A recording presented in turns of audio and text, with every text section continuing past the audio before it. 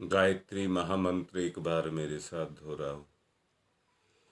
ओम भूर्भुवः स्वः तत्सवितुर्वरेण्यं भर्गो देवस्य धीमहि धियो यो नः प्रचोदयात्। जीवन में दो चीज काम करती हैं, एक को देवत्व कहते हैं और दूसरे को असुरता कहते हैं। ये दो चीज काम करती हैं। परंतु मैं एक बात पूछ रहा हूं, असुरता से क्या असुर घृणा नहीं करते? सोचना जो बोला जा रहा है। असुरता से क्या असुर घृणा नहीं करते? जब वो सामान्य स्थिति में होते हैं तो वो अपने किए गए कर्मों पर पश्चाताप करते हैं, पर उस समय को क्या करें जब असुरता का दुर्गुण उनके सर पर आकर के चढ़ करके बोलता है और उनको असुर कार्य करने के लिए मजबूर करता है। अर्थात मैं क्या कहना चाहता हूं, वो उस दुर्गुण के सामने मजबूर होते हैं। उस दुर्गुण के सामने वो मजबूर होते हैं और मजबूर होकर के उस मजबूरी में वो सारी जिंदगी फंसे रहते हैं और असुरता को तोड़ नहीं पाते। असुरता को तोड़ नहीं पाते क्योंकि उनकी भावना में स्वार्थपरता आकर के बैठ जाती है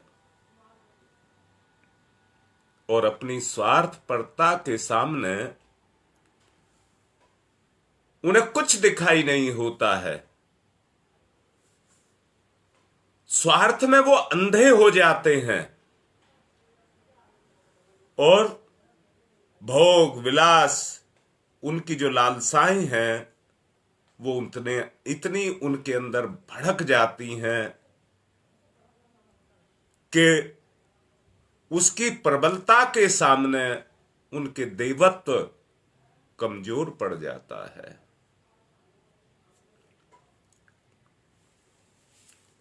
बड़े अच्छे से ये समझेंगे,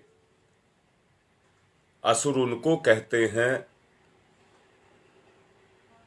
जो दूसरे के अधिकारों को छीनते हैं और दूसरों को अनधिकार में दबाते हैं, अपनी सुख सुविधाओं को ध्यान में रखते हैं और इसके लिए वो कुछ भी संकोच अपने अंदर पैदा नहीं करते। उन्हें संकोच ही नहीं होता है, किसी के अधिकार को छीनने में उनको कोई संकोच नहीं होता है। वो खुद तो दुखी होते ही होते हैं, परंतु जो उनके संपर्क में होते हैं वो उनको भी दुख देते हैं। व्यक्तिगत बुराइयों के कारण उनका निज का जीवन अशांत रहता है, दुखी रहता है और दुख की ये अवस्था किसी के लिए भी अभिष्ट नहीं है। ये किसी के लिए भी अभिष्ट नहीं है। हम सब इस दुनिया में सच्चाई को देख लेना, संसार का सुख भोगने के लिए आए हैं और अपने जीवन के उद्धार के लिए आए हैं। देखिए मैंने क्या बोला है, हम सब इस दुनिया में इस संसार के सुख को भोगने के लिए आए हैं। संसार के सुख को भोगना हमारा अधिकार है, ना कि किसी के सुख को भोगना, किसी दूसरे के सुख को भोगना। और सुख भोगने के लिए उन मर्यादाओं की आवश्यकता है जिनके बीच में बंद करके हम उन सुखों को भोगे। उन मर्यादाओं का उल्लंघन ना करें और अपने जीवन का कल्याण करें। दुखों से हम सबको घृणा है, हम में से कोई नहीं चाहता कि हम दुखी हों, ऐसा कोई नहीं चाहता। सुख पर सबका अधिकार है और सुख का एक स्वरूप है जो सभी को समझना चाहिए। इंद्रियों के बहकावे में जो भी आ गया वो जीवन के पथ से भटक जाएगा। इंद्रियों के बहकावे में जो भी आ गया वो जीवन के सही मार्ग से भटक जाएगा। इसलिए हर स्थिति में हमें उस रास्ते पर चलना चाहिए जो परमात्मा का बनाया गया रास्ता है। और जो जीवन से भटक जाते हैं, मनुष्य जैसे बुद्धिमान प्राणी जिसके लिए ये सब श्रेयस्कर नहीं है, इससे क्या होता है? हमारी शक्तियों का पतन होता है। और जब हमारी शक्तियां पतित होकर के, अशक्त होकर के, मतलब कमजोर हो जाती हैं, तो उन सुखों को जिनको वो पा सकती हैं, भोग सकती हैं, उन सुखों को पाने और भोगने की क्षमताएं उनके अंदर नहीं रह जाती। और वो कभी भी असक्त होकर के सुख की कल्पना तो कर सकते हैं, परंतु वास्तव में उस सुख को पा नहीं सकते। आज सच्चाई को देखिए, हम सब उन कल्पनाओं में खोए हुए हैं जो हम चाहते हैं, परंतु वास्तव में उनकी पूर्ति हमसे नहीं हो पा रही है। हम किस लिए? कि हम असक्त हो गए हैं, कमजोर हो गए हैं, भौतिक शक्तियों से संपन्न तो जरूर हो गए हैं, परंतु आत्मिक जितनी शक्तियां हैं वो हमारी कमजोर पड़ गई हैं। उसी के कारण जो संसार के सुख पाना हमारा अधिकार था, उस सुख को हम पा नहीं पा रहे हैं। बल्कि क्या हो गया? इंद्रियों की दास्ता अब इतनी बढ़ चुकी है कि हमारी उसने सशक्तता को खत्म कर दिया है और हमको असक्त बना करके रख दिया है। और हमारी स्थिति क्या है? हम छटपटा रहे हैं, छटपटा रहे हैं। सोच करके देखो, आध्यात्मिक शक्तियों की कल्पना जिसको आप नहीं कर सकते, वो देवताओं को भी नतमस्तक करा देती हैं, देवताओं को भी नतमस्तक करा देती हैं, क्योंकि उनके पास शक्ति का अक्षय कोष होता है, शक्ति का अक्षय कोष होता है। दरअसल में इंद्रिय सुखों को भोगते हुए हम अपनी शक्तियों को खो गए हैं। और सच्चाई को जानना, हम छटपटा रहे हैं, छटपटा रहे हैं। हम अपने देवत्व को जागृत करें तो वैसी शक्ति प्राप्त हमें फिर से हो सकती हैं, और तब हम सच्चे सुख को अनुभव कर सकते हैं। सच्चा जो सुख है उसको हम तभी अनुभव कर सकते हैं, और हमारा मानव जीवन तभी सार्थक होगा। कब सार्थक होगा? जब हमें असुरों की तरह नहीं, देवताओं की तरह जीना सीखना चाहिए। देवताओं की तरह जीना सीखना चाहिए। मैंने शुरू में कहा था, असुर भी अपनी असुरता से दुखी रहते हैं, परंतु देवता अपने देवत्व में खोए हुए रहते हैं। बस अंतर को समझने की आवश्यकता है। मैं यहां कहूंगा, देवत्व ही है जो हमारे जीवन का सर्वोत्तम वरदान है। हमें इस जीवन को वरदान की तरह से जीना चाहिए, ना कि अभिशाप की तरह से। परंतु जान लेना, भविष्य के प्रति जब तक आपके अंदर शुभ कल्पनाएं नहीं जगेंगी, भविष्य के प्रति जब तक आपके अंतःकरण में शुभ कल्पनाएं नहीं जगेंगी, तो समझ लेना वो प्रयास जो आपको करना चाहिए। यह मैं एक बात कहूंगा, अरे अच्छा भी करना हो तो करे बगैर नहीं मिलता, और बुरा भी करना हो तो करे बगैर नहीं मिलता। यानी कि अच्छाई बुराई जो भी आपको चाहिए वो कर्म के आधार पर टिकी हुई है, कर्म के माध्यम से ही वो हमको मिलती है। मैंने पिछले प्रवचनों में आपसे कहा था, ईश्वर प्रदत्त ये जीवन जो हमको मिला है, इसमें ईश्वर ने आत्मा को आनंद से, मन को सुख से और बुद्धि को प्रसन्नता से भर करके रखा हुआ है। ये इसके स्वाभाविक गुण हैं। परंतु आत्मज्ञान ना होने के कारण हम निरंतर अपने जीवन का जो दुरुपयोग इंद्रियों के माध्यम से करते रहते हैं और उस दुरुपयोग के करने के कारण अपनी शक्तियों का पतन हम करते रहते हैं। आध्यात्मिकता का दूसरा नाम ही प्रसन्नता है। आनंद और प्रसन्नता दोनों एक दूसरे के साथ जुड़े हुए हैं। मैंने अभी कुछ ही देर पहले कहा था कि इस दुनिया में जो जीव आया है वो संसार के सुखों को भोगने के लिए संसार में आया है। अगर उन सुखों को हम भोगना चाहते हैं तो बाहर से हमें प्रसन्नता और अंदर से हमें आनंद की जब अनुभूति होती है तो उस अनुभूति के द्वारा हम इस संसार के उन सुखों का वास्तविक जो भोग है उसको ले पाते हैं।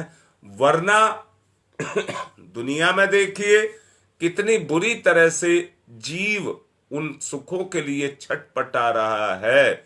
परंतु यहां फिर से कहूंगा, प्रसन्न किसी को देखना हो तो वो बाहर से नहीं अंदर से खिलखिलाहट के रूप में आती है। जिसने इसको जाना, इस प्रसन्नता को जाना, उसने ईश्वर को जानने का प्रयास किया। मैं फिर से कहूंगा, जब तक प्रसन्नता की लहर आपके अंदर, हृदय के अंदर नहीं दौड़ेगी, अंतर आत्मा की शक्ति जो आनंद के रूप में है वो जागृत नहीं होगी। आत्मा ईश्वर का अंश है। ईश्वर का अंश होने के कारण उसी के समरूप आत्मा है। शोकाकुल, संतप्त, उद्विग्न, विक्षुब्ध व्यक्ति को अनात्म तत्वों से परे मानना चाहिए। उसको बुराइयों का वाहन मानना चाहिए, ढोने वाला मानना चाहिए। काम क्रोध से जो झल्लाया रहता है, खीज जिसके अंदर पैदा हुई रहती है, आवेश का वो बार बार शिकार होता रहता है और उसी में वो पड़ा हुआ तड़पता रहता है। आस्तिकता, संदिग्ध उसकी बनी रहती है। वास्तव में उस स्थिति को जिसको उसको प्राप्त करना चाहिए, उस अवस्था को वो प्राप्त नहीं हो पाता। संसार हंसने के लिए मिला है, हंसने के लिए ही मैं उपजा हूं। जो बुरा है, अशुभ है, वो हमारी प्रखरता के लिए चुनौती है, वो हमारी परीक्षा है। उससे हमें परे रहना चाहिए। अगर हम परे रहना चाहते हैं तो मैं एक बात कहूंगा, ईश्वर के जितना हम निकट रहेंगे उतना ही हमारे अंदर ईश्वरीय गुण, जो मैंने कल भी आप लोगों को कहा था कि चंदन के पेड़ के पास में उगे हुए दूसरे पेड़ पौधे, झाड़ झंकाड़, सभी के अंदर से वो प्रभाव, क्योंकि उस प्रभाव क्षेत्र में रहते हैं, वो सबके अंदर विकसित हो जाता है। आत्मिक दायरे में, आनंद के दायरे में, प्रसन्नता के दायरे में जब हम रहेंगे तो उसी तरह की जो उद्गम है वो अपने अंदर पैदा होते हुए चले जाएंगे। यहां पर मैं आपसे कह रहा हूं, मेरा आशय केवल यही है कि उपासना की विधि, सामग्री और उसके स्थान आदि से नहीं, हमारा जो तात्पर्य है वो केवल एक ही बात से है, आपकी मनोदशा से है। जो उपासना में आगे पीछे जो उपासना के तत्व हैं, जिनके आधार पर उपासना की जाती है, क्या उनको हम महत्व दे रहे हैं? अगर उन गुणों को महत्व दे रहे हैं तो वातावरण के प्रभाव से प्रभावित होकर के वो विकसित होते हुए चले जाएंगे। वो गुण आपके अंदर विकसित होते हुए चले जाएंगे। जैसे मौका आने पर बीज फलता है, फूलता है, फलित होता है, ठीक इसी तरह से आपका जीवन भी आगे आध्यात्मिक क्षेत्र में बढ़ता हुआ चला जाएगा। समझ लेना, यहाँ अगर महत्व है तो आपकी भावना का महत्व है। यदि उपासक की भावना ठीक से उपासना के अनुरूप अपने निश्चय को धारण कर ले तो वो फलवती हो जाएगी।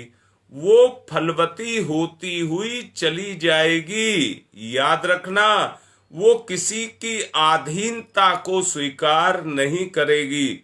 मंदिर का पुजारी दोनों समय भगवान की आरती पूजा करता है, पर उसका उसे कोई प्रतिफल नहीं मिलता। उसके जीवन का स्तर वही बना रहता है जो उसके मानसिक विकास में किसी प्रगति को पैदा नहीं होने देता।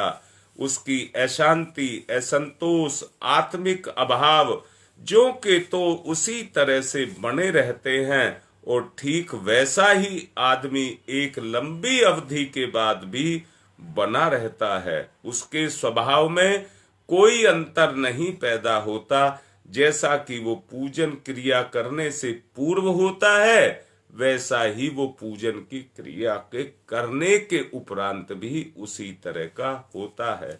एक पुजारी 10-20 वर्ष और कभी कभी आजीवन तक मंदिर में पूजा, आरती, पाठ वगैरह करता है, उसे उसका वह फल नहीं मिलता जो उपासना के परिणाम स्वरूप व्यक्ति को मिलता है। उसका एक ही कारण है कि उसकी उस क्रिया में वास्तविक जो उपासना की भावना होनी चाहिए थी वो नहीं थी। भावना मंदिर के अधिकारियों की नौकरी करने की होती है, इसलिए नौकर मात्र बन करके रह करके अपने जीवन को जीता हुआ रहता है। इस बात को एक श्रमिक और पहलवान के उदाहरण से समझा जा सकता है। दोनों शारीरिक श्रम करते हैं, पसीना बहाते हैं। शारीरिक श्रम का प्रतिफल शरीर विकास का भी होता है। जब मजदूर मेहनत करता फिरता घिसता रहता है तो उसका शरीर क्षीण होता जाता है, पर पहलवान व्यक्ति शारीरिक श्रम से शारीरिक विकास की ओर बढ़ता चला जाता है। उसका एकमात्र कारण उसकी भावना आजीविका के लिए है, मजदूरी करता है, और जो मल्ल युद्ध करता है उसकी जो भावना है वो पहलवान बनने की है, पहलवान बनने की है। बस केवल अगर प्रभाव आता है तो इसी सोच का आता है, क्योंकि दोनों में से एक केवल अपनी तृष्णा की पूर्ति कर रहा है और दूसरा सा उद्देश्य अपनी उस मल्ल कहिए क्रिया को कर रहा है, जिसके द्वारा वो अपने आप को पुष्ट करता है। व्यायाम के द्वारा शरीर श्रम करता है, उससे शरीर पुष्ट होता है, परंतु उसके पीछे जो काम करती है उसकी भावना सा काम करती है, और शरीर उस भावना के अनुरूप काम करता है। इसलिए शरीर के क्रियाकलाप से उसकी भावना का विकास होता हुआ चला जाता है। यही भावना के कारण मजदूर का शरीर क्षीण होगा और पहलवान का मन विकसित होता चला जाएगा। इसी प्रकार ना जाने कितने लोग सुबह सुबह उठ करके भ्रमण के लिए अथवा वायु सेवन के लिए जाते हैं।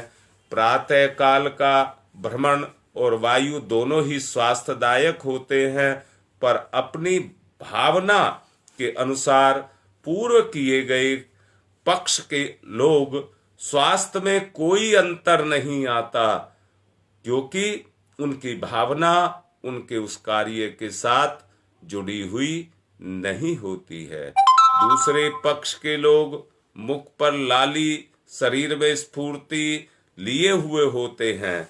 इस प्रकार ये पता चलता है कि क्रिया के फल का आधार उसमें निहित भावना के अनुसार ही व्यक्ति को मिलता है, अथवा उससे संबंधित कोई दूसरा उपकरण नहीं है।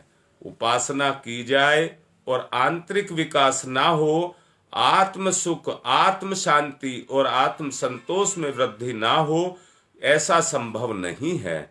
यदि ऐसा नहीं होता तो मानना होगा कि उसमें निहित भावना अनुरूप नहीं है, विरूपणी है, अथवा आवश्यक ऐसा ही असफल उपासक अपने सामीप्य के अनुसार उसमें निहित फल की भावना को नहीं रखता।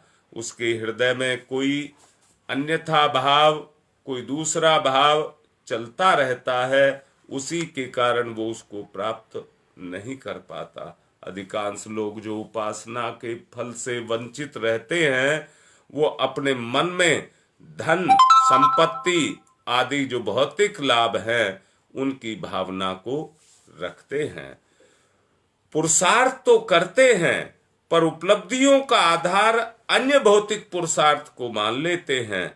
यदि आत्मिक और आध्यात्मिक आधार पर आपको सफलता पाने की आशा है, तो उस प्रकार का कर्म आपको करना पड़ेगा जिसके साथ आपकी भावना उस कर्म के अंदर भाव रूप में लगी रहे।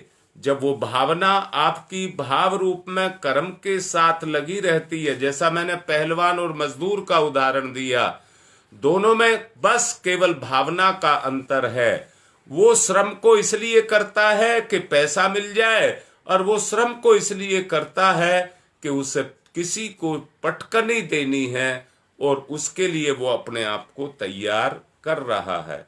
कई प्रकार आदमी आम के बीज बो करके संतरे की कामना अगर करने लग जाए, कामना की बात को भी बोल रहा हूं, अगर आम के बीज को बो करके संतरे की कल्पना करने लग जाए, अथवा ये कहा जाए कि बंबई की दिशा में चल करके और हिमालय, हरिद्वार की कल्पना वो करने लग जाए, तो ऐसा संभव नहीं है। हमें भौतिक साधना का फल भौतिक और आध्यात्मिक साधना का फल आध्यात्मिक मिलता है। ये भी एक बहुत ही स्थूल और निर्विवाद सत्य है। भावना की बात भी मैंने आपसे कही। भौतिक विभूतियों की कामना तो उसके लिए भौतिक श्रम, पुरुषार्थ और अध्यावसाय किया जाना चाहिए।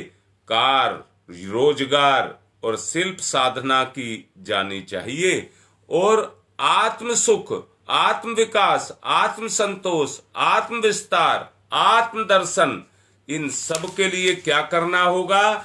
आध्यात्मिक या आत्मिक पुरुषार्थ आपको करना होगा। जितना आप देखिए, अंदर से, शरीर से आप शरीर का काम ले सकते हैं, और हृदय से आप आत्मा का काम ले सकते हैं। आध्यात्मिक उपासना, आध्यात्मिक पुरुषार्थ चाहिए।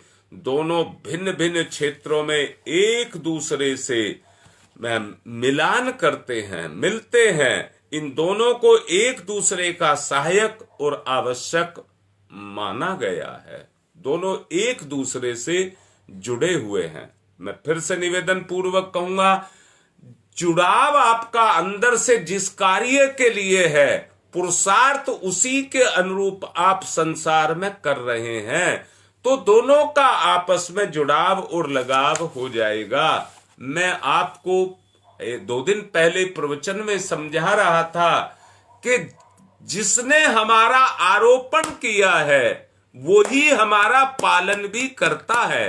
ये बात मैंने आपको पिछले प्रवचनों में समझाई थी, या मैं दूसरे शब्दों में कह दूं, जो बच्चे को जन्म देते हैं उन्हीं को माता पिता कहा जाता है, और जो माता पिता हैं वही पालन करते हैं, क्योंकि अंदर से, हृदय से उनके अंदर जो भावना पैदा हो जाती है वो उसी तरह की भावना पैदा हो जाती है। यहां मैं एक बात और कहूंगा, वहां दोनों के अंदर, पैदा होने वाले बच्चे के अंदर भी और माता पिता के अंदर भी, दोनों के अंदर एक सी भावना पाई जाती है। जब पुरुषार्थ के रूप में कर्म किया जाता है तो वो पुरुषार्थ का जो फल है वो उस बच्चे की भावना में उड़ेल दिया जाता है। ऐसा ही एक रिश्ता भक्त और भगवान का भी है। मैं फिर से कहूंगा, मैंने देवत्व की बात अभी आपसे कही थी। मैंने ये कहा था कि असुरता पर चलने वाला भी जब सामान्य अवस्था में होता है तो सामान्य अवस्था में होने के बाद अपनी वास्तविक अवस्था को देख करके वो भी अपने आप से दुखी होता है। वो ये मानता है कि अभी तो ठीक ठीक सब कुछ तुझको मिलता हुआ चला जा रहा है, पर निकट भविष्य में तेरी आंतरिक क्षमताएं कमजोर पड़ जाएंगी। अगर आंतरिक क्षमताएं कमजोर पड़ गई तो तू चाह करके भी उस कार्य को नहीं कर सकेगा जो तू करना चाहता है। मैंने अभी कुछ ही देर पहले कहा था कि ऐसा व्यक्ति जो परिणाम ना पाने के कारण छटपटाता रहता है, तड़पता रहता है, उसका कारण और कोई नहीं है कि जिस दिशा में उसका प्रयत्न चल रहा है उस दिशा में उसे सत परिणाम, जितना परिणाम वो चाहता है उसके अनुकूल उसे परिणाम नहीं मिल रहे, और ना मिलने के कारण उसके जीवन में पश्चाताप शुरू हो जाता है। मैं उपासना की बात अभी आपसे कर रहा था। व्यक्ति आध्यात्मिक उपासना का भाव रखे और उस भाव में रुचि को रखे। यहां बहुत अच्छे से मैं कह रहा हूं, व्यक्ति मेहनत तो करता है पर उसका इंटरेस्ट नहीं है, लगाव नहीं है कर्म के प्रति, तो एक तरफा रह गया। वो मेहनत करके, क्योंकि दूसरी शक्ति उसको मिलेगी नहीं, और ना मिलने के कारण शक्ति का आपस में, मैं फिर से कहूंगा, पढ़ने वाला पढ़ता है परंतु उसी को बोझ मान करके पढ़ता है, और पढ़ने वाला पढ़ता है क्योंकि उसमें उसकी रुचि को जगाता है। मैं फिर से कहूंगा, श्रम और रुचि दो चीज जब आपस में आकर के मिलती हैं तो दोनों के मिलने से पूर्णता प्राप्त होती है। मैं कहूंगा, आपकी किसी काम में रुचि है परंतु शरीर से आप आलसी हैं, आप करना तो चाहते हैं पर कर नहीं पाते, तो बताइए परिणाम कहां से निकलेगा। अब मैं फिर से कह रहा हूं, अगर आप करते हैं और आपकी रुचि नहीं है, कर्म तो आपने किया पर परिणाम क्यों नहीं निकला? अरे परिणाम क्यों नहीं निकला? वो इसलिए नहीं निकला क्योंकि उसमें रुचि का समावेश नहीं हुआ था। अगर रुचि अपनी आप में एक शक्ति है, कर्म उसको आकार देने वाला है, जब तक दोनों आपस में नहीं मिलेंगे तब तक वो उस क्रिया को पूर्ण नहीं कर सकेंगे। मैं कहूंगा, हमें उपासना के द्वारा उस शक्ति को, वो शक्ति जो आत्मविश्वास और बुद्धि से मिले, वो जिसके फल हमें मिले, वो कर्म के रूप में हम तक संभव नहीं है। जब तक हमारे कर्म में रुचि और शरीर में श्रम दोनों एक साथ मिलकर के पैदा नहीं होंगे, तब तक वो उसका लाभ हमको नहीं मिलेगा, तब तक उसका लाभ हमको नहीं मिलेगा। अगर उस उपलब्धि को हम पाना चाहते हैं, उस उपलब्धि को प्राप्त करने के लिए, जिस उपलब्धि को हम प्राप्त करना चाहते हैं, वैसा ही, मैं फिर से कह रहा हूं, बहुत सोच समझ करके, बहुत मन को बना करके हमको किसी भी कर्म में प्रवृत्त होना चाहिए। मैं फिर से कह रहा हूं, केवल इंद्रियों के भोग के चक्कर में आकर के हमें उसके अलावा कुछ दिखता ही नहीं है। हम अंधे हो जाते हैं, हम अंधे होकर के कर्म को करते हैं, उसके कारण जो हमें उसके भावनात्मक लाभ मिलने चाहिए। मैं बार बार आप लोगों से कहूंगा, गधे की तरह से सारी जिंदगी जीवन का बोझ ढोते रहने से कुछ नहीं मिलेगा। अगर जो मिलेगा तो वो एक ही चीज से मिलेगा, जहां पर आपकी भावना, अंदर से देखना, जहां पर आपकी भावना, या दूसरे शब्दों में कह दूं, जहां पर आपका देवत्व जगता हो, उस देवत्व के जगने से जो कर्म आप करेंगे, पहले अपने अंदर के देवत्व को जगाइए।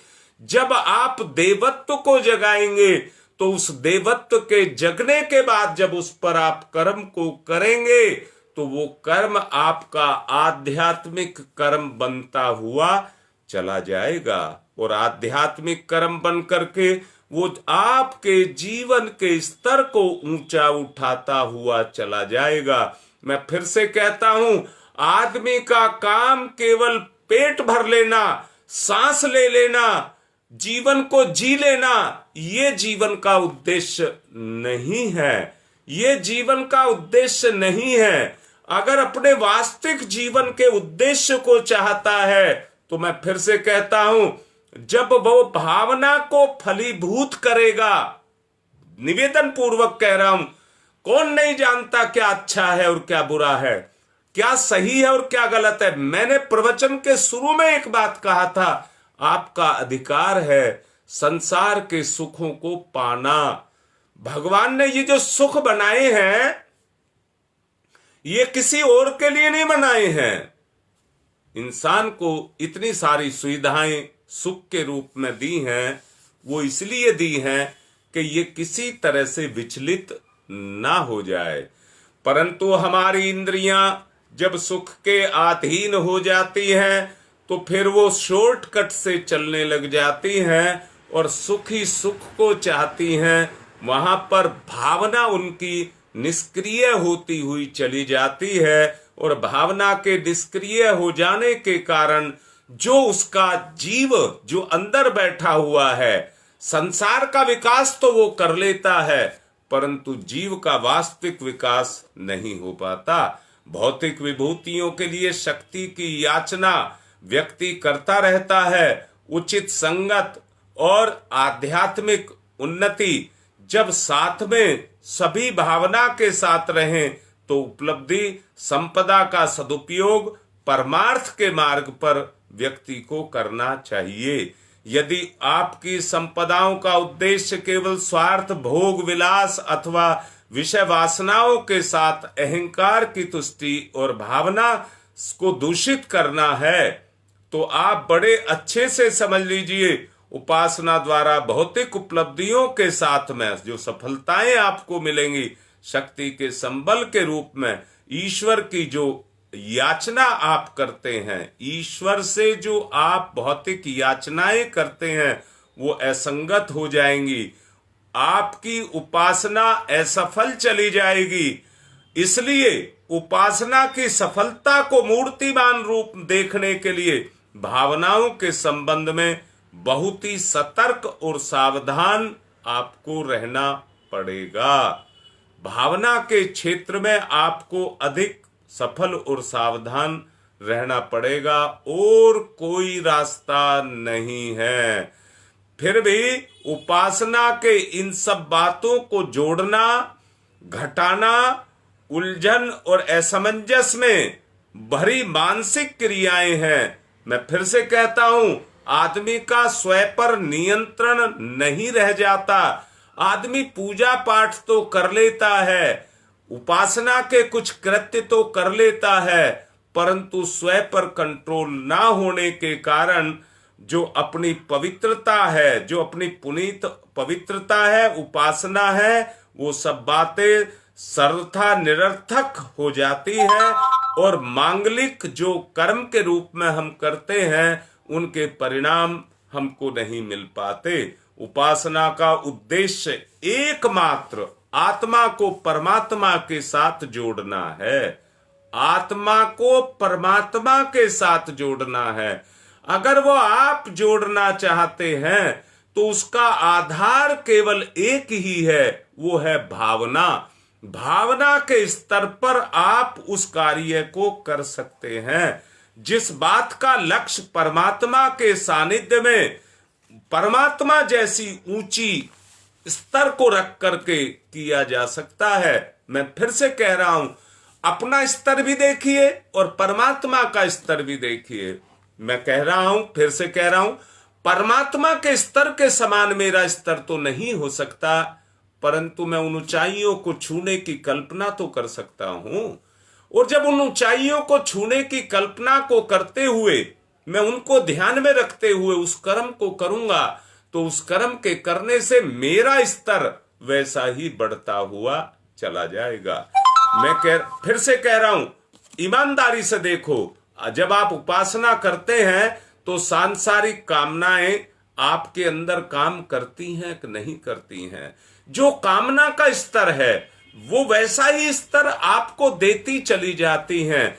वो निम्न स्तर की होती हैं, इसलिए आपके स्तर को भी गिराती हुई चली जाती हैं। अपनी सांसारिक वितृष्णाओं, इंद्रिय लिप्साओं और भौतिक कामनाओं को अमर तत्व नहीं दे पाती हैं, अमर तत्व नहीं दे पाती हैं।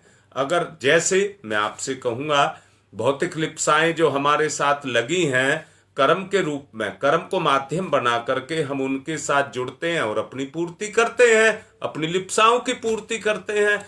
लिप्साओं की तो पूर्ति करते हैं, परंतु वो हमारे स्तर को गिराती हुई चली जाती है। मैं फिर से पूछता हूं, एक चोर के अंदर लालसा उठती है चोरी करने की, और वो चोरी पर चोरी करता चला जाता है। वो सोचता तो ये है कि मैं धन कमा रहा हूं, परंतु होता क्या है, उसका जो स्तर है वो अपने स्तर से, अंदर से, अपने स्तर से अपने आप को गिराता हुआ चला जाता है।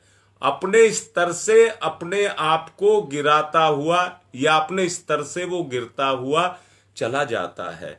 वहीं पर हम आध्यात्मिक भावनाओं को ध्यान में रख करके अपने इष्ट, आराध्य, भगवान, देवता, जिसको भी आप मानते हैं, उसको मान करके जब आप अपनी भावना से भर करके गायत्री मंत्र के जप को करते हैं, तो उससे आपका स्तर ऊंचा उठता हुआ चला जाता है। जैसा मैं अभी कह रहा था, जब हम भी कोई आध्यात्मिक कर्म, कोई भी ध्यान, जप, कथा, कीर्तन जो कुछ भी करते हैं, हमारे अंदर सांसारिक कामनाएं अपने काम को करती रहती है, और सांसारिक कामनाएं अपने काम को करने के कारण हमारे स्तर को निम्न हे स्थिति में लेकर के चली जाती हैं। भावना पासों में को बंधा हुआ व्यक्ति परमात्मा के सानिध्य को जो प्राप्त करना चाहता है, वो केवल एक ही स्तर पर कर सकता है, जब वो भावों से जुड़ा हुआ हो। किस प्रकार संभव हो सकता है? ये तो बड़े ही साधारण विचार की बात है कि अगर हम उस स्तर का अपने आप को बनाएं तो निश्चित रूप से हम वहां तक पहुंच सकते हैं। ईश्वर का सानिध्य प्राप्त करना है, आत्मा को परमात्मा से जोड़ना है, अभिष्ट लाभों को हमको प्राप्त करना है, तो उपासना जैसे साधन, परमात्मा जैसे साध्य के बीच में एक कामना जो व्यवधान ना पैदा करे, उसको लाना पड़ेगा, उसको लाना पड़ेगा। यदि हमें सूर्य के दर्शन अपेक्षित हैं, तो दीपक का प्रकाश देखना है, तो बीच में जो आवरण है उसको हटाना पड़ेगा। यदि हम चाहते हैं परमात्म तत्व की आनंदमयी धारा हमारी आत्मा में निर्झर पैदा कर दे, तो सारी कामनाओं के व्यवधान को हमको हटाना होगा।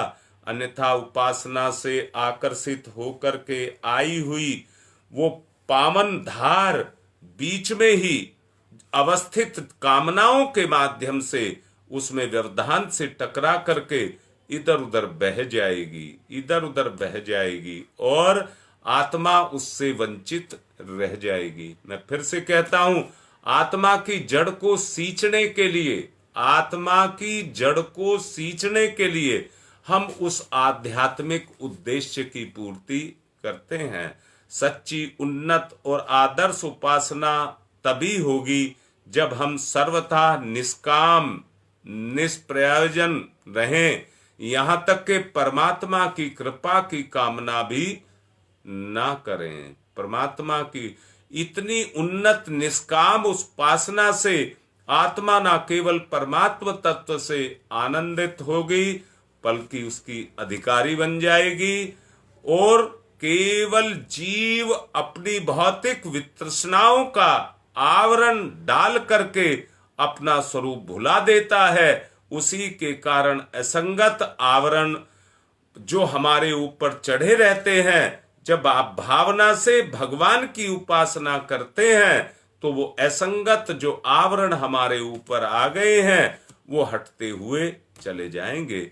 जो हमारा आत्म स्वरूप है, जो आनंद से ओतप्रोत है, वो निखरता चला जाएगा और आत्मा परमात्मा की अनुकंपा को पाती हुई चली जाएगी और वैसे ही विकसित होती हुई चली जाएगी। उसकी अनुकंपा को पाकर के अपने आप को विकसित करती चली जाएगी। सत्य स्मरण कराइए, आत्मा को समीप जाइए, अर्थात परमात्मा में सत्य तत्व की अनुभूति कीजिए। देखिए, अपने स्वरूप को पहचानिए, अपने आप को सही सच्चाई से अपने आप को जानिए, तभी आप सच्ची उस उपासना को कर सकते हैं। याद रखना, स्मरण के जो लक्षण हैं वो जब हमारी कामनाओं की कमी, वासनाओं के निरोधन और स्वार्थ के समन और परमार्थ का विकास करने में होने लगे तो समझना आत्मा में स्मरण के रूप में हर सेकंड आने वाले जो प्रभाव हैं वो हमें परमात्मा की तरफ लेकर के जा रहे हैं। वैसी अनुभूतियां जब आपके अंदर जगने लग जाएं, जो आपके आत्म स्वरूप को विकसित करें, तो आप ये समझना परमात्मा का अनुभव जो आपको होता हुआ चला जा रहा है, उन भावनाओं के माध्यम से वो आपको ऊपर उठाता हुआ चला जा रहा है। आप शरीर से, मन से, चित्त से, अहंकार से, बुद्धि से, विवेक से, इन सब से उन सारी वृत्तियों को विस्मृत करके केवल आत्मज्ञान, आत्मज्ञान, बस एक ही चीज शेष रह जाए, तब समझना कि आत्मा अपने सत्य स्वरूप की तरफ विकसित होने लगी, उसकी तरफ चलने लगी। अब मैं निवेदन करूंगा, समय क्योंकि हो रहा है, तो आप यज्ञ की तरफ को चलें और यज्ञ करें। यज्ञ की तैयारी।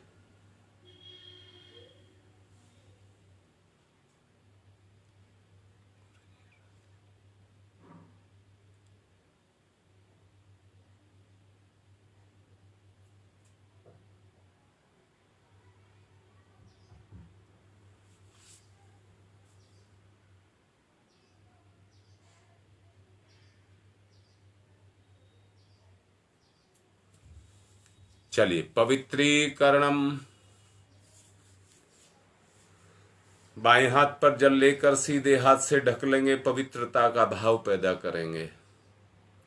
ओम मैं पवित्र है पवित्रो वा सर्वावस्थांगतो अपि बाह्य समरेत पुंडरीकाक्षम स बाह्याभ्यंतर है शुचि।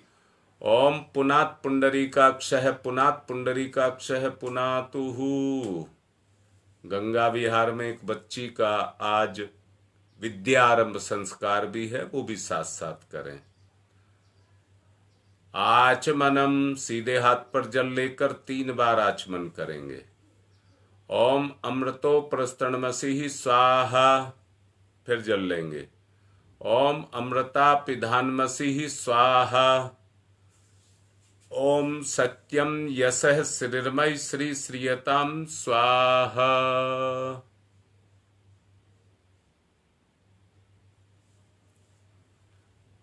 हाथ साफ करेंगे, बाएं हाथ पर जल लेकर शिखा बंधन करेंगे। ओम चिद्रूपिणी महामाई दिव्य तेज समन्विते तिष्ठ देवी शिखा मध्य तेजो वृद्धिम कुरुष्यमेव।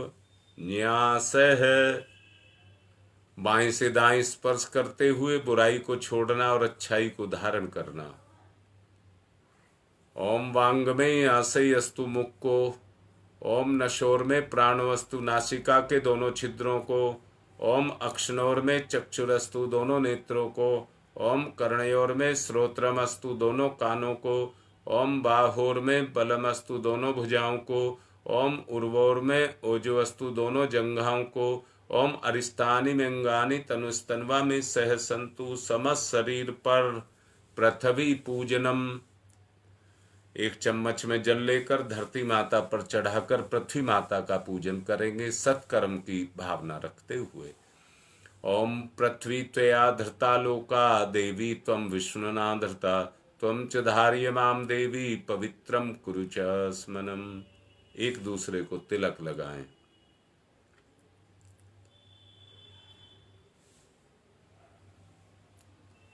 ओम चंदनस्य महत्यपूर्णं पवित्रं पापनाशनम आपदाम हरते नित्यम लक्ष्मी तिष्ठति सर्वदाम।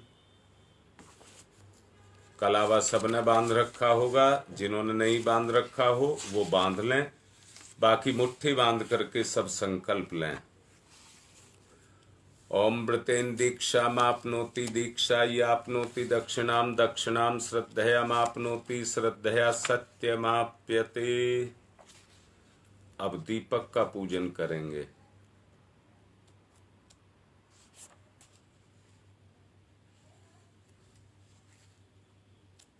ओम अग्निर्ज्योति ज्योतिरग्नि स्वाहा सूर्य ज्योति ज्योति सूर्य स्वाहा अग्निर्वर्चो ज्योतिर्वर्च स्वाहा ज्योतिर्वर्चो अग्निर्वर्च स्वाहा ज्योति ही सूर्य सूर्य ज्योति ही स्वाहा।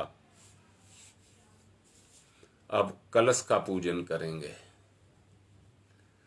ओम तत्वायामि ब्रह्मणा वंदमानस्तदा शास्ते यजमानो हविर्भि अहेडमानो वरुणे बुद्ध्यर्षः वंशमाने आयुः प्रमोषीः।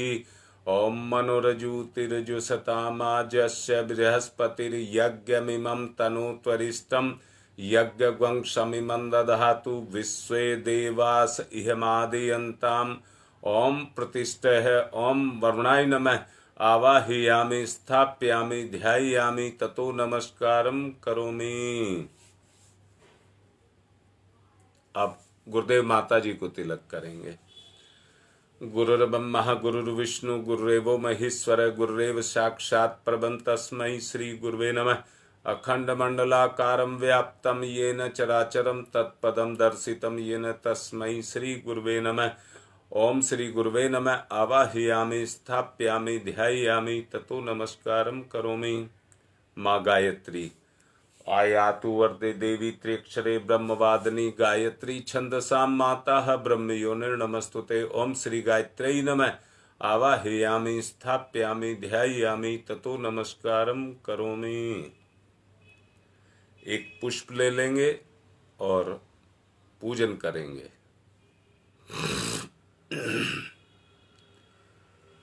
ओम सर्वेभ्यो देवेभ्यो नमः आवाहयामि स्थापयामि आसनम समर्पयामि। बूंद बूंद करके 4 बूंद जल चढ़ाएंगे। सहायक परिजन 2 कलावे के छोटे छोटे टुकड़े तोड़ लेंगे। पाद्यम समर्पयामि अर्घम समर्पयामि आचमनम समर्पयामि स्नानम समर्पयामि। कलावा लेंगे। वस्त्रम समर्पयामि यज्ञोपवीतम समर्पयामि। तिलक करिए। गंधम विलेप्यामि चावल अक्षतानि समर्पयामि पुष्पाणि समर्पयामि धूपम आग्रयापयामि दीपम दर्शयामि। कोई मीठी चीज नैवेद्यम निवेदयामि फूल पत्ती या सुपारी तांबूल पुंगी फलानि समर्पयामि। सिक्का या चावल दक्षिणाम समर्पयामि। सभी अभावों में चावल सर्वाभावे अक्षतानि समर्पयामि ततो नमस्कारं करोमि। नमोस्तनंताय सहस्रमूर्तये सहस्रपादाक्षिशिरोर्भावे सहस्रनाम्ने पुरुषाय सारस्वते सहस्रकोटि युग धारणे नमः। सहस्रकोटि युग धारणे नमः। ऋषि सत्ताओं का आवाहन करेंगे। पुष्पक्षत हाथ पर ले लेंगे। सबसे पहले गौतम ऋषि का आवाहन। श्रोत्र कर्म के संप्रदाय का जिनने किया परिवर्तन था, अग्निहोत्र की परंपरा में किया सुखद संशोधन था। उन सभी प्राणी, उन गौतम ऋषि को आज नमन। ओम गौतमे सर्वभूतानां ऋषीणां च सदा प्रिय, श्रोतानां कर्माणां चैव संप्रदाय प्रवर्तक। ओम श्री गौतमाय नमः। आवाहयामि, स्थापयामि, ध्यायामि। अब भारद्वाज ऋषि का आवाहन। सदा अध्ययन को तत्पर ऋषि भारद्वाज का है वंदन, अतल ज्ञान के थे सागर ऋषि भारद्वाज का है वंदन। हे ऋषिवर, यह भाव भरा आमंत्रण है, स्वीकार करें, हम सबका आतिथ्य यज्ञ में आकर अंगीकार करें। ओम भारद्वाज नमस्तुभ्यं, सदा अध्ययन तत्पर, आवाहयामि यज्ञे अस्मिन् पूज्यं प्रतिगृह्यताम्। ओम भारद्वाजाय नमः। आवाहयामि, स्थापयामि, ध्यायामि। अब विश्वामित्र ऋषि का आवाहन। तेजस्वी प्रज्वलित अग्नि से तप की जो प्रतिमूर्ति बने, गायत्री की प्रतिष्ठापना करके जग की पूर्ति बने, उन ऋषि विश्वामित्र को करते हम सब नमन। यहाँ कृपा करें ब्रह्म ऋषि, आपका हो सुकर आगमन यहाँ। ओम विश्वामित्र नमस्तुभ्यं, ज्वलदा अग्नि संप्रभम, अध्यक्षीकृत गायत्री तपो रूपेण संस्थितः। ओम विश्वामित्राय नमः। आवाहयामि, स्थापयामि, ध्यायामि। अब कश्यप ऋषि का आवाहन। हे कश्यप ऋषि, सदा आपको जगती ने सम्मान दिया और आपने प्राणी मात्र को विपुल दया का दान दिया। है प्रार्थना हमारी, हम पर भी कुछ कृपा करें ऋषिवर, हम सबकी पूजा अर्चा स्वीकार स्वयं यहाँ आकर करें। ओम कश्यप सर्वलोकाढ्य सर्वभूत दयाकार है, असि त्वं प्रथयामि सह पूज्यं प्रतिगृह्यताम्। ओम कश्यपाय नमः। आवाहयामि, स्थापयामि, ध्यायामि, ततो नमस्कारं करोमि। जमदग्नि ऋषि का आवाहन। हे ऋषिवर जमदग्नि, जिन्हें बिल्कुल समान हर सुख दुख था और कठोर तप के सुतेज से जो जलायमान मुख था, तपोमूर्ति उस ऋषि का होता आज यहाँ आवाहन है। महायज्ञ में उन्हीं पूज्यवर का वंदन अभिनंदन है। ओम जमदग्नि महातेजा, तपसा ज्वलती हतम, आवाहयामि यज्ञे अस्मिन् पूज्यं प्रतिगृह्यताम्। ओम जमदग्नै नमः। आवाहयामि, स्थापयामि, ध्यायामि। अब वशिष्ठ ऋषि का आवाहन। सबके परम हितैषी ऋषिवर, आप धर्म प्रतिमूर्ति रहे, कर्म कुशल इतने के कर्म से हर युग के अनुरूप रहे। जनहित में जन की करुणा से भरा सदा जिद का मन है, उन मुनि श्रेष्ठ वशिष्ठ पूज्यवर का सादर आवाहन है। ओम नमस्तुभ्यं वशिष्ठाय, कर्म कृते महामुने, धर्म रूपाय महते लोकानाय हितकारिणे। ओम वशिष्ठाय नमः। आवाहयामि, स्थापयामि, ध्यायामि। अब अत्रि ऋषि का आवाहन। हे ऋषि ब्राह्मण श्रेष्ठ, विश्व में जन जन के हितकारी हैं, तपय पूत है, सत्य रूप है, तेजस्वी व्रतधारी हैं। हे महान ऋषि अत्रि, आपको नमस्कार हम सबका है। आज आप पर भी ऋषिवर कुछ यज्ञ भार हम सबका है। ओम अत्रै नमस्तुभ्यं, सर्व लोक हितैषिणे, तपो रूपाय सत्याय ब्रह्मणे मित तेज से। ओम अत्रै नमः। आवाहयामि, स्थापयामि, ध्यायामि। अब मां अरुंधति का आवाहन। सुख सौभाग्य प्रदायिनी माता, बालक शीश झुकाते हैं, इस पुनीत बेला में हे ऋषि माता तुम्हें बुलाते हैं। हम अबोध बालक हैं माता, कर लो पूजा ग्रहण अभी, यहाँ यज्ञ मंडल में होवे ममता का अवतरण अभी। ओम अरुंधत्ते नमस्तुभ्यं, सर्वसौख्य प्रदायिनी एहि मंडले मध्ये त्वं नमः पूज्याम ग्रहण में। ओम अरुंधत्यै नमः आवाहयामि स्थापयामि ध्यायामि ततो नमस्कारं करोमि। अब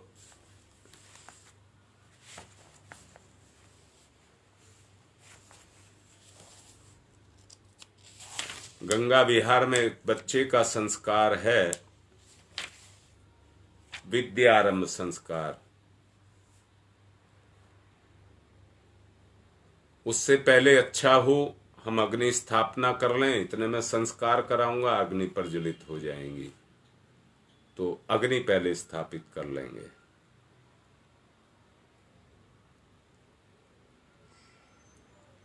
ओम भूर्भुवः स्वः द्यौरिव भूम्नाः पृथिवीवरीम्नाः तस्यास्ते पृथिवी देव यजने पृष्ठे अग्निं मनादमन्नाधाया दधे अग्निं दूतं पुरो दधे हव्यवाहमुपपूर्वे देवामासादयादिः। ओम अग्नै नमः अग्निम आवाहयामि स्थापयामि ध्यायामि ततो नमस्कारम करोमि। एक दो समिधा लगा लीजिए, तब तक बच्चे का विद्यारंभ संस्कार करते हैं। बच्चे के हाथ पर पुष्प अक्षत दीजिए और मंत्र के साथ भगवान गणपति के सामने अर्पण कराएं। भावना करें सभी के आवाहन पूजन के माध्यम से विवेक के देवता बालक की भावनाओं का स्पर्श कर रहे हैं और उनके अनुग्रह से बच्चा मेधावी और विवेकशील बन रहा है। ओम हरि ओम गणानान्ताः गणपतिग्वं हवामहे प्रियाणां त्वा प्रियपतिग्वं हवामहे निधीनां त्वा निधिपतिग्वं हवामहे वसो मम आहम जानि गर्भधमा त्वम जासि गर्भधम्मा। ओम गणपतये नमः आवाहयामि स्थापयामि ध्यायामि। गणेश भगवान के सामने छुटवा देंगे। फिर से हाथ पर पुष्प अक्षत रोली आदि लेकर के मंत्र के साथ मां सरस्वती की भाव भरी पूजा करेंगे। भावना करें बालक कला ज्ञान संवेदना के क्षेत्र में मां सरस्वती से स्नेह का पात्र बने और उनकी छत्र छाया का रसास्वादन करता हुआ अच्छाई में रस को ले। ओम पावकाने सरस्वती वाजेर्भि वाजीवंती यज्ञम वस्तु धिया वसुः। ओम सरस्वत्यै नमः आवाहयामि स्थापयामि ध्यायामि। अब श्रेष्ठता के मार्ग पर चलने के लिए श्रेष्ठ उपकरण भी चाहिए और उस श्रेष्ठ उपकरण के रूप में बच्चे को पहले तो पट्टी पूजन यानी कि तख्ती का पूजन, कलम दवात का पूजन किया जाता था, क्योंकि समय के अनुसार स्वरूप बदलते चले गए हैं। इसलिए बच्चे को गायत्री मंत्र लेखन के ऊपर उसका पूजन कराएंगे। सबसे पहले लेखनी का पूजन करेंगे, कलम का। ओम पुरुदमो विरूपा इंदु अंतर्मन जजिद्र एकपति द्विपति त्रिपति चतुष्पति अष्टपति भावानुपदा प्रंथा ग्वं स्वाहा। अब उसी में ही शाही भी है जो उसका पूजन करेंगे। फिर से ही कलम को ही वो तिलक लगा देंगे जो उसमें शक्ति के रूप में जो कागज पर बखेरती है। ओम देवी वाचमजन्यत देवा विश्व देवी वो योधस्य प्रतिबिंद्र वर्धन जगन्नथ्या छंद्रेय वंग सुस्मृद्रे वयो दुस्वन है वायु दृश्य है वंतु शुभ यज्ञ है। अब कॉपी का पूजन करेंगे जिस पर लिखेगा बच्चा मंत्रोच्चारण के साथ। पूजा स्थल पर जो आपकी वो कॉपी रखी है उसमें लिखेंगे और भावना करेंगे कि बच्चे में तुष्टि संपर्क से स्थापित हो रही है और शक्ति और परिश्रम साधना से बच्चे की क्षमता का विकास हो रहा है। ओम सरस्वती योन्याम गर्भ अंतरिक्ष पत्नीम सुकृति विभर्ति अपाग्वंग रसेन वरुणो न सौमेन्द्र है ग्वंग श्रेय अब जनपसु राजा। अब गुरुदेव को बच्चे से तिलक कराएंगे, पूजन कराएंगे गुरु का। ओम बृहस्पते अधिर्यार्दो अर्धभाति कर्तुमज्जनेषु यदि यच्छवासरित प्रजातः तस्मासु दर्विणम छत्रम दे दर्विणम। ओम उपिया गृहीतो असि बृहस्पते त्वेषाय ते योनिर्बृहस्पते त्वा। ओम श्री गुरुवे नमः। आवाहयामि स्थाप्यामि ध्यायामि ततो नमस्कारम करोमि। बच्चे से मंत्र लेखन, एक लाइन गायत्री मंत्र की एक मंत्र लिखवा देंगे और भावना करेंगे बच्चे के अंतःकरण में उन भावनाओं का विकास हो रहा है जिसके द्वारा वो अपने उन अच्छे भावों को व्यक्त करने के लिए अपना शुभ कर्म करे, अनिष्ट अपना कभी ना करे। ओम नमः संभवाय च मयो भवाय च शंकराय च मस्कराय च नमः शिवतराय च। अब समीधा दान करेंगे, एक एक करके 4 समीधा दान करेंगे। बीच की दोनों उंगलियां अंगूठे के सहारे लेकर के दोनों तरफ से घी लगाएंगे। ओम अयंतमात्मा जात वेद से स्तेनेध्य वर्धस्व चेद्य वर्ध चास्मान प्रजया पशुर्विर्वर्च से अन्नादेन समेधयी स्वाहा। इदम अग्ने जात वेद से इदम नमम। दूसरी ओम समिधाग्निम तु वशत धृतै बौध्यता तिथिम अस्मिन् हव्य जुहूतनै स्वाहा। इदम अग्ने इदम नमम। तीसरी ओम सुसमिधाय सूचि से घृतम तीव्रम जुहूतन अग्ने जात वेद से स्वाहा। इदम अग्ने जात वेद से इदम नमम। चौथी ओम तम त्वा समित भिरंगिरो घृतेन वर्धयामसि बृहच्छोच्छाय विस्तयै स्वाहा। इदम आग्ने अंगिर से इदम नमम। जल प्रसेचनम, कुंड के बाहर जल छोड़ेंगे। ओम अदिते अन्मन्यस्व इति पूर्वे। ओम अनुमते अन्मन्यस्व इति पश्चिमे। ओम सरस्वताय अनुमन्यस्व इति उत्तरे। अब दक्षिण से चारों तरफ। ओम देव सवितः परशुव परशुव यज्ञपतिम भगाय दिव्यो गंधर्व केतपुः केतम न पुनातु वाचस्पति ही वाचम न स्वदतु। घी की 7 आहुति देंगे। स्वाहा पर थोड़ा सा घी कुंड में छोड़ेंगे और इदम नमम के साथ प्रणेता पात्र में। ओम प्रजापतये स्वाहा। इदम प्रजापतये इदम नमम। ओम इंद्राय स्वाहा। इदम इंद्राय इदम नमम। ओम अग्नये स्वाहा। इदम अग्नये इदम नमम। ओम सोमाय स्वाहा। इदम सोमाय इदम नमम। ओम भूः स्वाहा। इदम अग्नये इदम नमम। ओम भुवः स्वाहा। इदम वायवे इदम नमम। ओम स्वः स्वाहा। इदम सूर्याय इदम नमम। गायत्री मंत्राहुति ही। ओम भूर्भुवः स्वः तत्सवितुर्वरेण्यं भर्गो देवस्य धीमहि धियो यो न प्रचोदयात् स्वाहा। इदम गायत्रे इदम नमः। ओम भूर्भुवः स्वः तत्सवितुर्वरेण्यं भर्गो देवस्य धीमहि धियो यो न प्रचोदयात् स्वाहा। इदम गायत्रे इदम नमः। ओम भूर्भुवः स्वः तत्सवितुर्वरेण्यं भर्गो देवस्य धीमहि धियो यो न प्रचोदयात् स्वाहा। इदम गायत्रे इदम नमः। ओम भूर्भुवः स्वः तत्सवितुर्वरेण्यं भर्गो देवस्य धीमहि धियो यो न प्रचोदयात् स्वाहा। इदम गायत्रे इदम नमः। ओम भूर्भुवः स्वः तत्सवितुर्वरेण्यं भर्गो देवस्य धीमहि धियो यो न प्रचोदयात् स्वाहा। इदम गायत्रे इदम नमः। ओम भूर्भुवः स्वः तत्सवितुर्वरेण्यं भर्गो देवस्य धीमहि धियो यो न प्रचोदयात् स्वाहा। इदम गायत्रे इदम नमः। ओम भूर्भुवः स्वः तत्सवितुर्वरेण्यं भर्गो देवस्य धीमहि धियो यो न प्रचोदयात् स्वाहा। इदम गायत्रे इदम नमः। ओम भूर्भुवः स्वः तत्सवितुर्वरेण्यं भर्गो देवस्य धीमहि धियो यो न प्रचोदयात् स्वाहा। इदम गायत्रे इदम नमः। ओम भूर्भुवः स्वः तत्सवितुर्वरेण्यं भर्गो देवस्य धीमहि धियो यो न प्रचोदयात् स्वाहा। इदम गायत्रे इदम नमः।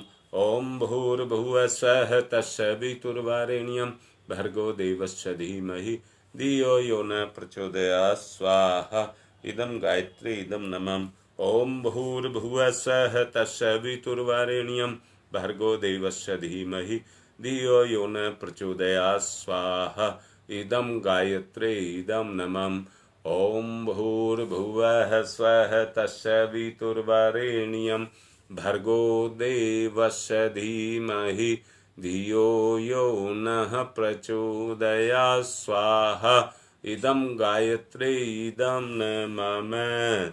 जिस बच्चे का विद्या आरंभ संस्कार किया गया है उसको यज्ञीय भावना के रूप में उसके मन मस्तिष्क में वो संस्कार का प्रभाव पड़े और उसके अंदर देव शक्तियों की कृपा से वो बलिष्ठ हो जाए, उसके लिए 3 आहुतियां हम समर्पित करेंगे घी मिष्ठान के साथ।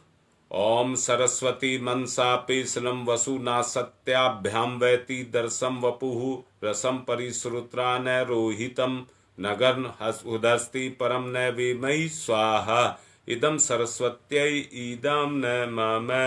दूसरी ओम सरस्वती मनसा पेशलम वसुना सत्याभ्याम वैति दर्शम वपुः रसम परिश्रुता न रोहितम नगन हुदर्ति परम न विमयी स्वाहा इदम सरस्वत्यै इदम नमः। तीसरी ओम सरस्वती मनसा पेशलम वसुना सत्याभ्याम वैति दर्शम वपु रसम परिश्रुता न रोहितम नगन हुदर्स्ति परस्तम न विमयी स्वाहा इदम सरस्वत्यै इदम नमः। मांडा से श्री अनिरुद्ध पांडे जी के भाई एक्सपायर हो गए हैं और कूड़ी से भी एक लड़का एक्सपायर हो गया है जो कैंसर से पीड़ित था। उन दोनों के लिए आत्म शांति के लिए 3 आहुतियां और साथ में कृष्णा चौबे जो कटरा से हैं उनके लिए भी भूत बाधा से बचाव के लिए 3 आहुतियां हम तीनों के लिए पहले देंगे। और भी जिनको आहुतियां डलवानी हैं वो अपना संदेश लिख दें, डलवा दिया जाएगा। पहले उन तीनों के लिए ओम सूर्य पुत्राय विद्महे महाकालाय धीमहि तन्नो यमः प्रचोदयात् स्वाहा इदं यमाइदं नमः। ओम सूर्य पुत्राय विद्महे महाकालाय धीमहि तन्नो यमः प्रचोदयात् स्वाहा इदं यमाइदं नमः। ओम सूर्य पुत्राय विद्महे महाकालाय धीमहि तन्नो यमः प्रचोदयात् स्वाहा इदं यमाइदं नमः। नेहरू विहार से नलिनी गोस्वामी के पुत्र का आज जन्मदिन है। उनके उज्जवल भविष्य के लिए हम आहुति देंगे। ओम त्र्यंबकम यजामहे सुगंधिम पुष्टिवर्धनम उर्वारुकमिव बंधनान् मृत्योर्मुक्षीयमामृता स्वाहा इदं महामृत्युंजय इदं नमः। ओम त्र्यंबकम यजामहे सुगंधिम पुष्टिवर्धनम उर्वारुकमिव बंधनान् मृत्योर्मुक्षीयमामृता स्वाहा इदं महामृत्युंजय इदं नमः। ओम त्र्यंबकं यजामहे सुगंधिं पुष्टिवर्धनम् उर्वारुकमिव बंधनान् मृत्योर्मुक्षीयमामृता स्वाहा इदं महामृत्युंजय इदं नमः। ओम पंचवक्राय विद्महे महादेवाय धीमहि तन्नो रुद्र प्रचोदयात् स्वाहा इदं रुद्राय इदं नमः। ओम पंचवक्राय विद्महे महादेवाय धीमहि तन्नो रुद्र प्रचोदयात् स्वाहा इदं रुद्राय इदं नमः। ओम पंचवक्राय विद्महे महादेवाय धीमहि तन्नो रुद्र प्रचोदयात् स्वाहा इदं रुद्राय इदं नमः। ओम भास्कराय विद्महे दिवाकराय धीमहि तन्नो सूर्य प्रचोदयात् स्वाहा इदं सूर्याय इदं नमः। ओम भास्कराय विद्महे दिवाकराय धीमहि तन्नो सूर्य प्रचोदयात् स्वाहा इदं सूर्याय इदं नमः। ओम भास्कराय विद्महे दिवाकराय धीमहि तन्नो सूर्य प्रचोदयात् स्वाहा इदम सूर्या इदम नमम। गलती से चूक हो गई, रक्षा विधान रह गया, परम पूज्य गुरुदेव से ही प्रार्थना करेंगे कि हम सब की रक्षा करें। एक आहुति गुरुदेव को, एक माता जी को। ओम प्रखर प्रज्ञाय विद्महे महाकालाय धीमहि तन्नः श्रीरामः प्रचोदयात् स्वाहा। इदम महाकालाय इदम नमः। ओम सजल श्रद्धाय विद्महे महाशक्तये धीमहि तन्नः माता भगवती प्रचोदयात् स्वाहा। इदम महाशक्तये इदम नमः। देखिए, आज दूसरी बीमारियां, कोरोना जहां पर कुछ कंट्रोल हो रहा है, इस समय पर बुखार और चिकनगुनिया, डेंगू, ये बहुत बुरी तरह से फैल रहे हैं। एक कार्यकर्ता हैं ग्रेटर नोएडा के, उनके भी एक साथी को चिकनगुनिया हुआ है, जिसमें प्लेटलेट्स भी उनके कम बताए गए हैं। भगवान से ही प्रार्थना उनके लिए भी करेंगे कि उनकी भी रक्षा हो। पहले कृमिनाश के लिए आहुतियां। ओम उददाना दिव्य कृमि हंतु विमोचन हंतु रसंबिहि ते अंत कृमियो गवि स्वाहा। इदम आदित्य गणेभ्य इदम नमः। रोग नाश के लिए आहुति। ओम शीर्षम शक्तिम शीर्षम मयम कर्ण शूलम विलोहि तम सर्व शरीर समनम ते रोगम बहिर्निस्मत मंत्र यामहि स्वाहा। इदम सूर्याय इदम नमम। सुरक्षा कवच के लिए आहुति। ओम अग्नि वैश्वनार वैश्वैरमा देव्यै पाहि स्वाहा स्वाहा। इदम वैश्वनराय इदम नमः। सृष्टिकृत होम है प्रायश्चित आहुति ही।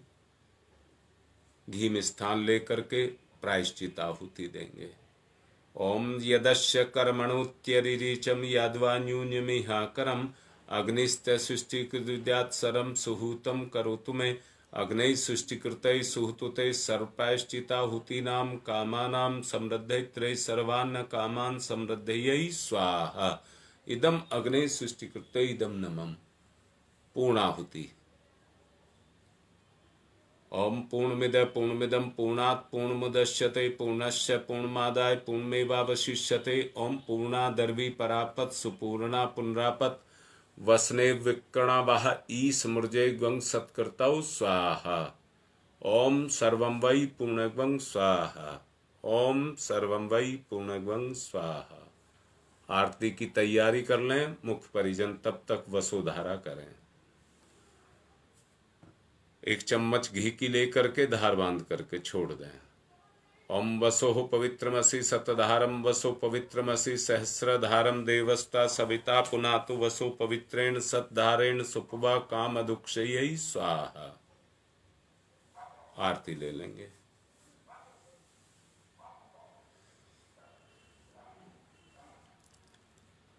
ओम यम ब्रह्म वेदांत विदो वदन्ति परमं प्रधानं पुरुषं तथान्ये विश्वोदग्धे कारणमीश्वरं वा तस्मै नमो विघ्न विनाशनाय। ओम यम ब्रह्म वरुणेन्द्रुद्रमरुतः स्तुन्वन्त दिव्यैस्तवे वेदैः साङ्गपदक्रमणोपनिषदै गारयन्ति यं सामगा। ध्यानावस्थित तद्गतेन मनसा पश्यन्ति यं योगिनो यशान्तं न विदुसुरासुरगुणा। देवाय तस्मै नमः। देवाय तस्मै नमः। कर्पूरगौरं करुणावतारं संसारसारं भुजगेन्द्रहारं सदा वसन्तं हृदयारविन्दे भवं भवानी सहितं नमामि। त्वमेव माताश्च पिता त्वमेव बन्धुश्च सखा त्वमेव विद्याददनं त्वमेव सर्वं मम देव। मंगलम भगवान विष्णु मंगलम गरुड़ध्वज मंगलम पुंडरीकाक्षाय मंगलाय तनो हरि। सबको पुष्प बांट देंगे, आरती दे देंगे और शांति पाठ करेंगे।